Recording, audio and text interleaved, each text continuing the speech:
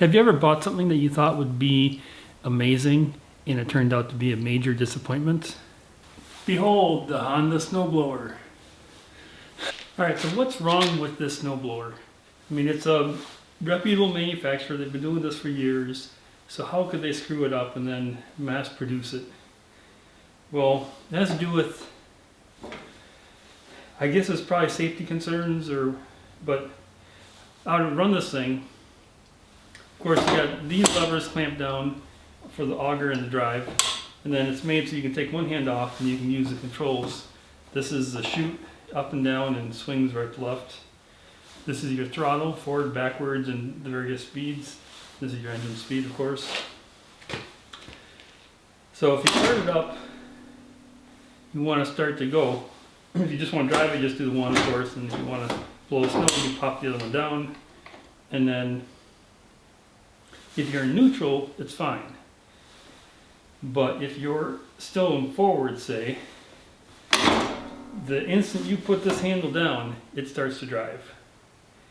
And they have two clutches because of the hydrostatic drive that has separate motors for each wheel.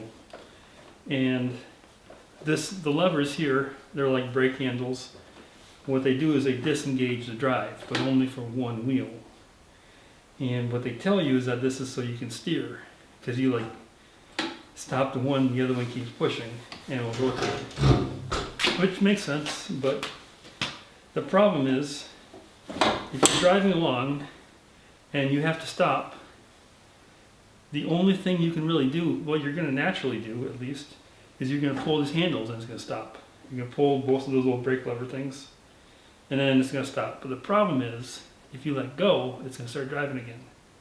So if you let go, if you want to move that throttle to neutral, if you let go, it's going to start driving. So it's going to, if it's in forward, it's not that big of a deal because it'll move away from you, but it'll start moving away from you as you're trying to put it back in neutral and make it stop. And if you're, I don't know, if you're back going reverse, say, and you back up against an obstacle and you stop because you ran out of room, it's like if you let go of the handle to stop it, it's going to start pushing you back. And I mean, I don't know if anyone's going to get hurt or injured by it, but it's really annoying. And so what you have to do is you have to train yourself. If you're in that position where you're stopped and you pull the brake levers, basically the disengaged levers, you have to let go of the handles first and then let go of those levers, and then it's stopped. But that's super awkward, and naturally no one's going to do it that way because there's nothing else in the world that works that way except for this thing. So if you had this for years and it's always been that way, maybe you're accustomed to it, but I want to fix it. I want to do something better. I want to make this work, and I've got a simple plan. Okay, so I'm back. This is what I think is going to work to solve this problem. This is an Odyssey module lever for a BMX bike. They still make a product like this. This is like the original module lever, like from back when I was a kid. I forgot what they call it now, but basically it's a normal brake lever, it looks like, except it has two cables coming out of it. And this is my idea for how to convert these two like clutch levers or whatever they are into a single one. Because if I can pull one handle on one side, put it on the left, and if I can squeeze that disconnects the drive to both, that's fine. Then it's stopped and I can let go of the right handle and move the speed and direction and everything, and I don't have the problem of it moving when I want it to stay still. So that's the project, is if I can make one lever pull both of these clutch levers, clutch cables, then it should stop when I want it to stop, and it should be perfect. Alright, here's a quick demonstration of the problems you get using this blower. I'm just going to start it up, I'm going to back up in these ramps, but you'll see right away how it's really counterintuitive, and it's It's not impossible, but it's really a pain.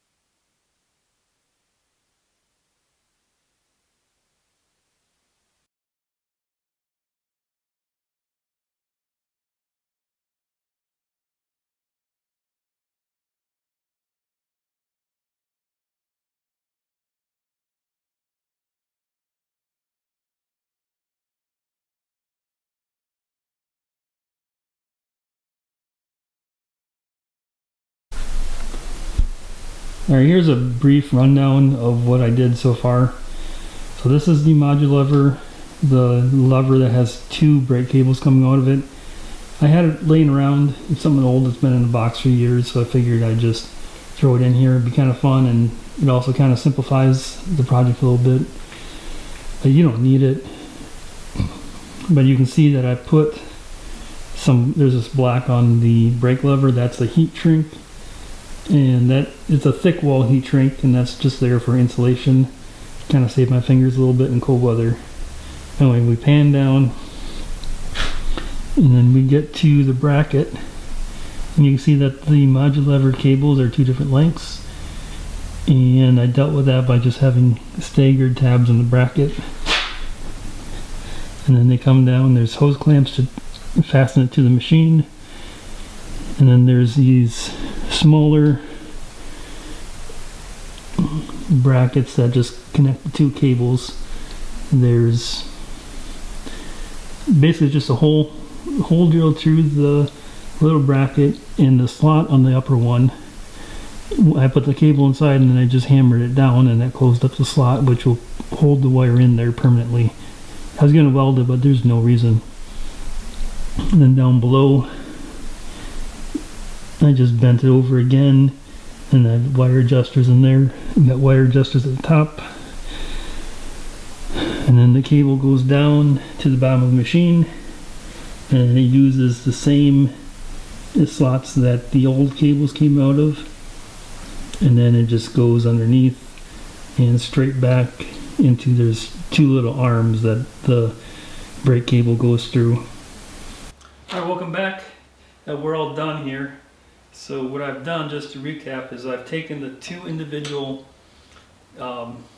clutch levers, and I wired them so they both are controlled by a single lever on the left side, which means that I can do everything I need to do with one hand, and I can disengage the drive with my left hand while the safety latch is still down. I can change forward and backwards with my right hand, change the chute and everything, and I don't have to worry about the problem where if I take my hand, like if I stop and I pull in those clutches, everything stops, but I can't let go, because if I let go, it's going to start moving again. And like I said before, you have to let go of these safety latches first before you let go of those clutches. and then you can change your throttle or whatever. And when you're starting up, if the speed is like, say it's just a little bit past neutral, so you're going forward, as soon as you put this latch down, it starts to drive forward, which is not ideal. It's really kind of annoying. And if it's reverse, it starts driving backwards. And that's before you can even get your hand on the disconnect levers. So I think it's a really flawed system. So what I've done instead is I made it so with one hand I can disconnect and drive to both, and then I can use my other hand to adjust. So I think that works pretty good. It's going to be perfect for me at least. The reason why it was designed the way it was with the two separate disconnect levers is because it was supposed to be for steering. The idea was you pull one and it turns in the direction of the one that you disconnected. But the problem is that you never actually do that when you're going to be blowing snow. It's so easy just to rotate it a little bit while you're driving. You just, because you're always kind of pointing it, and the whole disconnecting one wheel doesn't have the effect that it's supposed to have. It doesn't really rotate the machine. It's not controlled. It's not like a steering wheel where you just turn a little bit. So what I found is the only real time you need to disconnect those drives is when you actually want to move the thing manually. So like right now I can just pull a lever in one hand. I can move it around, drag it, turn it, whatever. It's disconnected. Put it back and now it's in drive again. So to me it's a lot more convenient. And if you're having trouble with the same issue, I definitely recommend doing this. You can do it a lot of different ways. You don't have to use the same lever I used, but definitely recommend it. I think it's going to be great. I guess I'll post an update if I have an issue with it later on this year, but I'm expecting everything's going to go well. Alright, hope maybe that's some inspiration. I don't want to be too negative on this machine because it's a good machine. It's well made. It's unique. The hydrostatic is nice. I mean, the fact that it has this hydraulic selector, you can go forward, back, which is really nice. You don't have to like stop and clunk gears, and a lot of times I have to go across a section of snow and I just forwards to the end, back it up, forwards again. So that's actually kind of nice. Anyway, that's my modification for the world's most expensive snowblower.